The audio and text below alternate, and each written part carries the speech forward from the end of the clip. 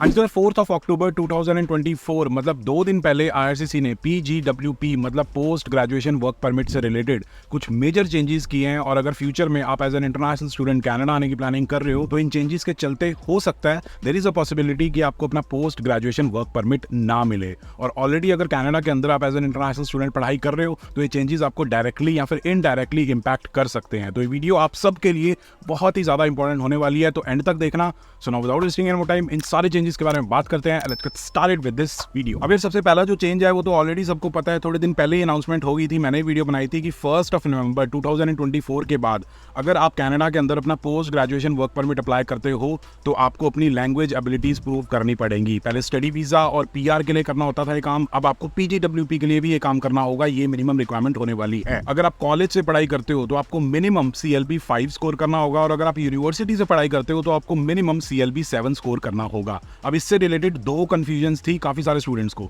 सबसे पहली कंफ्यूजन तो ये थी कि अगर मैं यूनिवर्सिटी के अंदर कोई डिप्लोमा कर रहा हूँ या फिर कोई सर्टिफिकेट कोर्स कर रहा हूँ, उस केस में मेरे को कितना स्कोर करना होगा, तब भी आपको CLB 7 स्कोर करना होगा।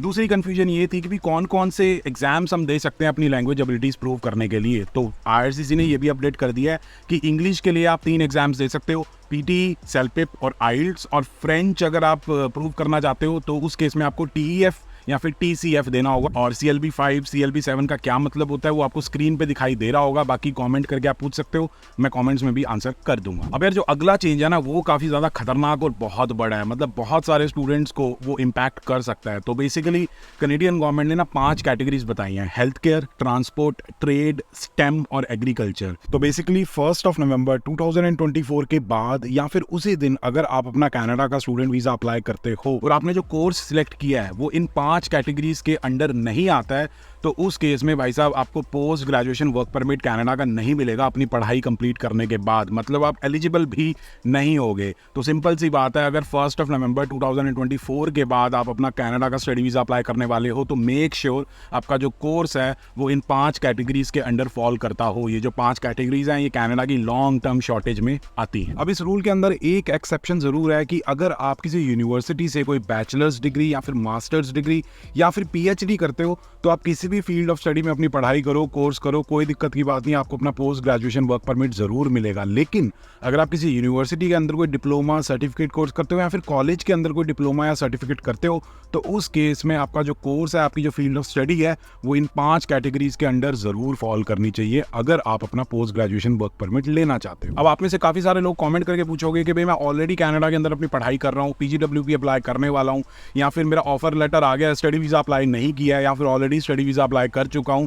तो बहुत सारे स्टूडेंट्स की कैटेगरीज बन जाती हैं स्टेज के हिसाब से, तो उसके बारे में अभी वीडियो में आगे बात करेंगे। लेकिन अभी बात करते हैं कि जो भी आपका कोर्स है, चाहे आप कनाडा के अंदर हो या फिर फ्यूचर में आने वाले हो, जो भी सीन है, जो भी आपने अपना कोर्स सिलेक्ट किया है वो कैसे पता लगेगा कि इन 5 कैटेगरीज के अंदर फॉल करता है या नहीं करता है।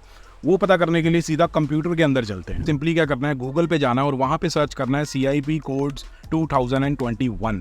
जैसे आप ये सर्च करोगे जो पहला लिंक आएगा स्टैटिस्टिक क्यू कनाडा का, जैसे भी इसको प्रोनाउंस करते हैं, उस पर क्लिक करना है तो ये पेज खुल जाएगा। इसमें नीचे स्क्रॉल करोगे तो आपको PDF फॉर्मेट दिखाई देगा, CIP कनाडा 2021 वर्जन 1.0। इस पे क्लिक करो तो ये PDF खुल जाएगी, डाउनलोड कर लेना। तो इस PDF के अंदर कनाडा के अंदर जितने भी कोर्सेज वगैरह पढ़ाए जाते हैं उनका एक CIP कोड दिया होता है। फॉर एग्जाम्पल मेरे को कनाडा के अंदर डेटा साइंस पढ़ना है तो मैं सर्च करूंगा Ctrl F करके डेटा साइंस सर्च करा तो डेटा साइंस जनरल में आ गया 30.7001। तो इसको कॉपी कर लेते हैं, कॉपी कर लिया। अब डिस्क्रिप्शन के अंदर, इस वीडियो के डिस्क्रिप्शन के अंदर एक लिंक दिया हुआ है, उस पर क्लिक करो और एक नया पेज खुलेगा। तो ये वाला पेज खुलेगा, changes to PGWP eligibility criteria. इसको आप ढंग से पढ़ सकते हो, लेकिन अभी फिलहाल के लिए नीचे स्क्रॉल करो और यहाँ पे जो ये टेक्स्ट बॉक्स दिया हुआ है इस पे आपको अपना CIP कोड डालना है, मतलब अपने कोर्स का CIP कोड डालना है। तो यहाँ पे मैंने पेस्ट कर दिया। तो डेटा साइंस इस टेबल के अंदर है, इसका मतलब ये है कि डेटा साइंस इन 5 कैटेगरीज के अंदर फॉल करता है। तो PGW की कोई टेंशन लेने वाली बात नहीं है। अब एक और काम करते हैं, एक और कोर्स चेक कर लेते हैं, जैसे कि इंटरनेशनल बिजनेस, जो बहुत सारे स्टूडेंट्स का फेवरेट होता है। ये पढ़ लोगे तो पता नहीं क्या ही हो जाएगा, सार्कास्टिक था, ठीक है। तो मैं सर्च कर लेता हूँ इंटरनेशनल बिजनेस सर्च करा तो ये आ गया लॉ कैटेगरी के अंडर वाला। तो इसका CIP कोड है 22.0210। इसको कॉपी करा और हम चले गए अपने पेज पे और वहाँ पे ये कोड पेस्ट कर देते हैं। तो अब वो टेबल में शो नहीं कर रहा है, इसका मतलब ये पर्टिकुलर कोर्स अगर आप पढ़ोगे तो आपको पोस्ट ग्रेजुएशन वर्क परमिट नहीं मिलेगा। इंटरनेशनल बिजनेस एक और टाइप का होता है कॉमर्स वालों का, ये वाला जिसका कोड है 52.1101। इसको कॉपी करते हैं, जरा कॉपी करा और हम उस टेबल में जाके पेस्ट कर दिया, वो भी इसके अंदर फॉल नहीं करता है। तो ये भी करोगे तब भी आपको पोस्ट ग्रेजुएशन वर्क परमिट नहीं मिलेगा, ठीक है। तो आप अपने कोर्स को इस पीडीएफ के अंदर सर्च कर सकते हो, CIP कोड का पता कर सकते हो, फिर इस लिंक पे जाके टेबल में सर्च करो। अगर होता है तो वेल एंड गुड, कोई दिक्कत की बात नहीं है, पोस्ट ग्रेजुएशन वर्क परमिट मिलेगा फ्यूचर में। लेकिन अगर नहीं होता है तो दिक्कत वाली बात है। अब यार अलग अलग कैटेगरी के स्टूडेंट्स की बात करते हैं, तो टोटल मैंने 6 कैटेगरीज बनाई हैं। तो अगर आप कनाडा के अंदर अपनी ऑलरेडी पढ़ाई कर रहे हो या फिर फ्यूचर में पढ़ने के लिए आने वाले हो, प्लानिंग वगैरह चल रही है, जो भी सीन है, मोस्ट प्रोबेबली आप इन 6 कैटेगरीज में से किसी एक में डेफिनेटली फॉल करोगे, तो आपके जो भी क्वेश्चंस हैं वो अपने आप आंसर हो जाएंगे। तो बेसिकली यार सबसे पहली कैटेगरी के स्टूडेंट्स वो हैं जो ऑलरेडी कनाडा के अंदर अपनी पढ़ाई कर रहे हैं, मतलब आप ऑलरेडी कनाडा के अंदर हो और 1 नवंबर 2024 से पहले आप अपना post graduation work permit apply कर दोगे। तो ये सारे स्टूडेंट्स को ज्यादा टेंशन लेने की जरूरत नहीं है, क्योंकि आपके ऊपर कोई भी नया रूल लागू नहीं होता है, ना ही आपको अपनी लैंग्वेज एबिलिटीज प्रूव करने की जरूरत है, आइल्स वगैरह का एग्जाम देने की जरूरत है PGWP के लिए। और जो भी आप कोर्स लेके आए थे, आपको पोस्ट ग्रेजुएशन वर्क परमिट मिल जाएगा अगर रिमेनिंग एलिजिबिलिटी क्राइटेरिया आप मीट करते हो। तो ये हिसाब किताब है। लेकिन हाँ, ऑन अ साइड नोट ये बताना चाहूंगा कि फ्यूचर में आपको दिक्कत आ सकती है कि अगर बेकार सा कोर्स था तो जॉब मिलना थोड़ा सा मुश्किल होगा, क्योंकि मार्केट का आपको पता ही है, और साथ के साथ PR का जो कट ऑफ है वो काफी ज्यादा जा रहा है, तो उसमें भी आपको दिक्कत आ सकती है अगर आप जनरल कैटेगरी में बिलोंग करते हो। दूसरी कैटेगरी है उन स्टूडेंट्स की जो ऑलरेडी कनाडा के अंदर अपनी पढ़ाई कर रहे हैं, मतलब आप एक इंटरनेशनल स्टूडेंट हो कनाडा के अंदर, लेकिन आप अपना पोस्ट ग्रेजुएशन वर्क परमिट 1 नवंबर 2024 के बाद अप्लाई करोगे। तो उस केस में आप सब स्टूडेंट्स को अपनी लैंग्वेज एबिलिटीज प्रूव करनी पड़ेंगी। लेकिन कोर्स आपका जो भी था, international business, logistics, data science या फिर बिजनेस एनालिटिक्स, उसकी कोई टेंशन नहीं है, आपको पोस्ट ग्रेजुएशन वर्क परमिट मिलेगा if you fulfil your language abilities. अब तीसरी कैटेगरी में वो सारे स्टूडेंट्स आते हैं जो भी कनाडा नहीं पहुंचे हैं, अपनी होम कंट्री में है, लेकिन आपके सारे के सारे काम हो रखे हैं, मतलब आपको ऑफर लेटर आ गया है, मतलब यूनिवर्सिटी कॉलेज फाइनलाइज हो गया है, कौन सा कोर्स करने वाले हो कनाडा में वो भी फाइनलाइज हो चुका है, और आपने अपना स्टूडेंट वीजा भी अप्लाई कर दिया है 1 नवंबर 2024 से पहले। बस आप अप्रूवल का वेट कर रहे हो, या फिर अप्रूवल भी आ चुका है, आप बस फ्लाइट चढ़ने की देरी है, सारे काम हो चुके हैं। तो उस केस में आपके ऊपर सिर्फ लैंग्वेज एबिलिटीज वाला रूल एप्लीकेबल होता है, मतलब फ्यूचर में 1 साल या फिर 2 साल बाद जो भी आपके कोर्स की ड्यूरेशन है, जब इवेंचुअली आप अपना post graduation work permit apply करोगे, तो आपको CLB 5 या फिर CLB 7 स्कोर करना होगा, डिपेंडिंग ऑन कि आपने कॉलेज से पढ़ाई की है या फिर यूनिवर्सिटी से पढ़ाई की है। अब यार जो चौथी कैटेगरी के अंदर स्टूडेंट्स फॉल करेंगे ना, उनके ऊपर सबसे ज्यादा इंपैक्ट आएगा इन सारे चेंजेस की वजह से। तो बेसिकली वो सारे स्टूडेंट्स जो अभी फिलहाल अपनी होम कंट्री में है, कनाडा नहीं आए हैं, लेकिन उनको ऑफर लेटर आ चुका है, प्रॉबेबली उन्होंने अपनी फीस भी डिपॉजिट करा दी है, और उनका जो कोर्स है वो इन 5 कैटेगरीज के अंदर फॉल नहीं करता है, और अभी फिलहाल उन्होंने अपना स्टूडेंट वीजा अप्लाई नहीं किया है। मे बी वो 1 नवंबर 2024 के बाद अपना स्टूडेंट वीजा अप्लाई करने वाले थे।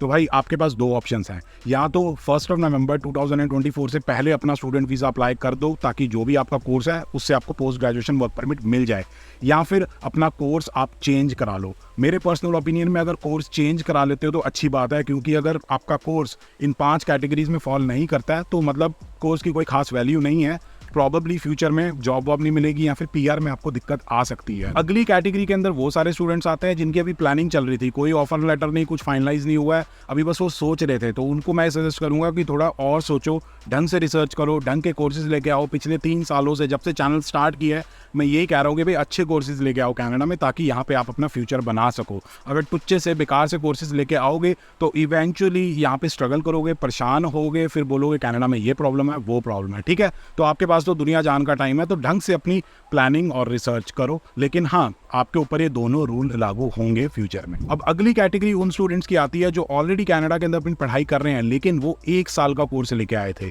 और उनका कोर्स कंप्लीट हो चुका है या फिर होने वाला है, लेकिन 1 नवंबर 2024 के बाद वो अपना दूसरा कोर्स लेंगे या फिर वीजा एक्सटेंशन के लिए अप्लाई करेंगे।